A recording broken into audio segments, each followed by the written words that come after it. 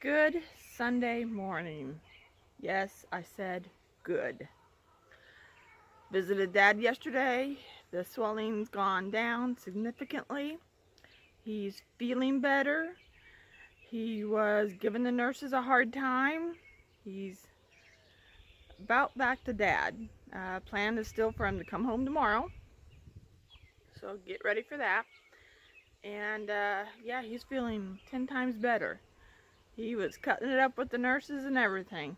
Well, today is going to be catch-up day in the garden. There's a lot of, a lot of weeds that need to be pulled, but more importantly, there's a lot of maintenance and pruning that need to be done in the garden. I'll tell you why I do each plant as I do it and how to do it. And just going to be a wonderful day today. The weather and temperature are supposed to be really nice today. Quite a bit cooler than it has been. So it's time to get to work. Here is the destruction that the rabbit did. Just chewed that puppy right off at the base. And he got this one too. That one not as much. It might come back. This is what they were looking like before the rabbit came. One of the things that really needs to be reined in my garden is my pumpkin plant. It is growing huge and it is growing far, which is good. That's exactly what you want. But you also want the plant to put energy into the pumpkin. So I'm going to trim it back. I'm going to kind of crop it, set boundaries for where I want the pumpkin to stop, and then I will kind of set the runners in place a little bit by piling a little bit of dirt on certain places, and that is going to root the plant in more than just the base of the plant. Anywhere where there's runners, they make contact with the ground, they will set new roots, and then your plant is drawing just that much more nutrients out of the ground. And by pruning it and kind of containing it to a certain area, it will then start making energy and sending it all to the fruit instead of into the plant and its continued growth. A pumpkin plant will actually keep growing until it frosts. It will just keep going and going until you cut it or until it dies. So that's why I prune my pumpkin plants. But before I start, I want to try and show you how massively big this pumpkin plant is. I'm so excited about how big it is. Watch this.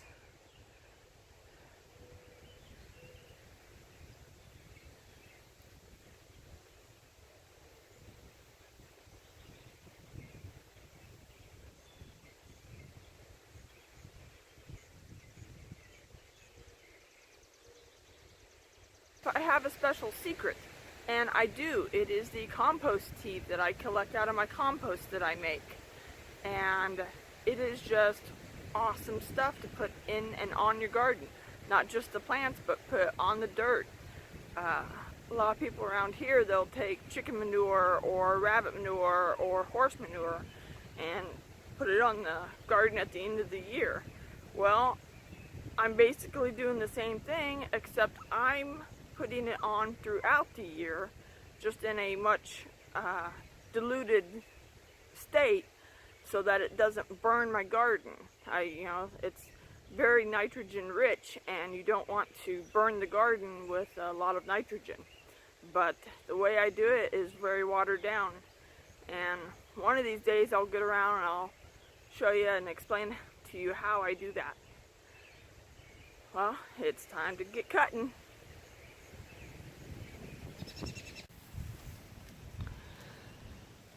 So right here is the initial plant growth. This is where it's coming up out of the ground. You see this just spider web of vines and male flowers and female flowers. This is a female right here because it has a pumpkin growing underneath it. And this is a male flower because it does not have a pumpkin underneath it. The male flower needs to pollinate the female flower. And that's how you get pumpkins. Tell that to your kids. That's a good story. So here is the vine, the initial growth out of the ground. It just spiderwebs out. Today I choose not to thin out my greenage. I'm going to leave this all alone. All I'm going to do is I'm going to come out here to where the ends are coming. And when they start invading another plant space, like this is getting in on my squash, I'm going to just crop the end of it, and then at certain junctures of the plant, like here, I will pile some dirt up on top of it.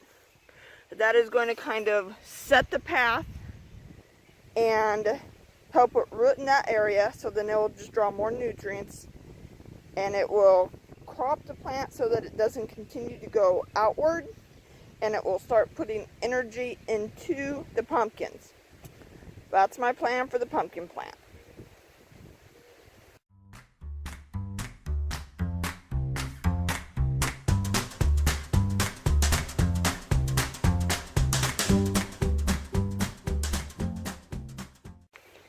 I've decided that the dirt I want to use to pile up on the plant at the on the vine, that I want to go get it from my compost pile so that I'm not disturbing the dirt underneath it.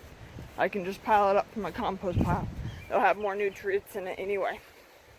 So let's go get some.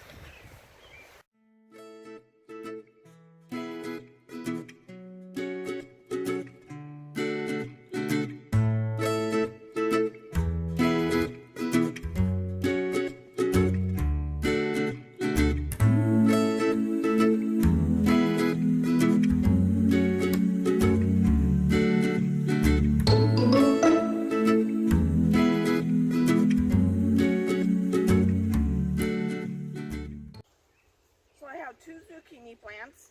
This one is growing really thick and it needs to be thinned out so that some of the sun can get down in there. Have you ever reached into a zucchini plant to get a zucchini, only get a handful of mush? Well, this will prevent that. It will you want to let a little bit of sun in, but not too much. You want to take some of the foliage away so that it's putting energy into the zucchini. And that's what I'm getting ready to do. But I wanted to show you how tall this zucchini plant is. And it's totally because of the compost tea. That stuff is awesome. So, probably get this done this morning, and then it's Sunday, so I got places I need to go. Stop for a while, and then I plan on coming back out this evening. We know how plans go. Sometimes you can make them, but it doesn't matter. But that is my intent. So let's get this done and then get on with our day.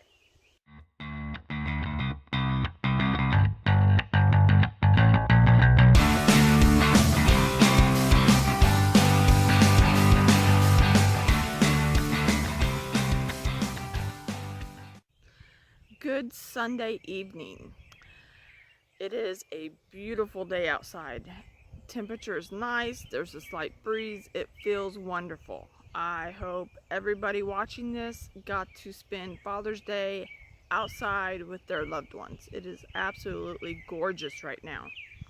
Speaking of fathers, I went to visit mine in the hospital today, and he was having a little bit of an off day. He was pretty tired and wanted to sleep, and apparently he's wanted to sleep just about all day. But we're still under the impression that tomorrow I will be going, picking him up and bringing him home, unless the doctors say otherwise. So not our typical Father's Day, but still I got to see him and visit with him for a little bit. And I want to take a minute to just talk about my and my father's relationship. I feel so fortunate that his condition is where it is at, because it could be so much worse, and it isn't. Yes, he is bedbound. Yes, I move him out of the bed into the chair, and he, doesn't do a whole lot for himself. But it could still be so much worse, and it isn't. He still knows who I am. Anyone that has visited him within the last, 5-10 years, he knows who they are. He still has a pretty decent long-term memory. Short-term memory's a little lacking, but so is mine. So I just feel like I am very fortunate that we're in the position that we are in, because it can always be worse. That being said, it is time for some dirt therapy. Earlier today, I pruned up my pumpkin and the zucchinis. Now I'm getting ready to prune up the Brussels sprouts, and it's kind of the same story. I do this so that it transfers energy from the leaves into the Brussels sprouts, and that way I get lots and lots of good-sized Brussels sprouts. So let's get started. So as I just said, the purpose of pruning plants back is to transfer energy into the Brussels sprout instead of putting it into the leaves or the plant itself. So this is the stalk, and these are the leaves coming out. And right here, these are the Brussels sprouts. So this plant is about 8 weeks old, and I will start coming out every few days or so, and I will just cut these lower branches off, and you leave about the top 4 or 5 rows, and then each week or each 10 days, or as growth continues, you just trim off the bottom leaves again and leave the top few rows. You leave the top ones to shade the Brussels sprouts, and then that way the Brussels sprouts will continue to grow, but they'll have shade while doing so.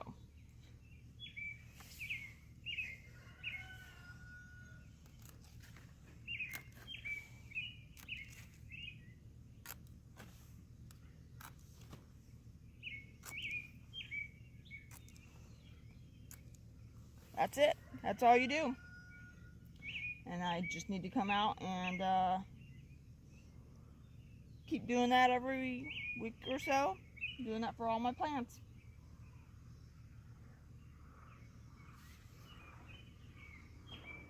Alright, I have my Brussels sprouts all trimmed up, and getting later in the day, I'm going to spray the garden with pesticide before I head in for the night. But there is something that I'm struggling with, so I'm turning to you guys for help.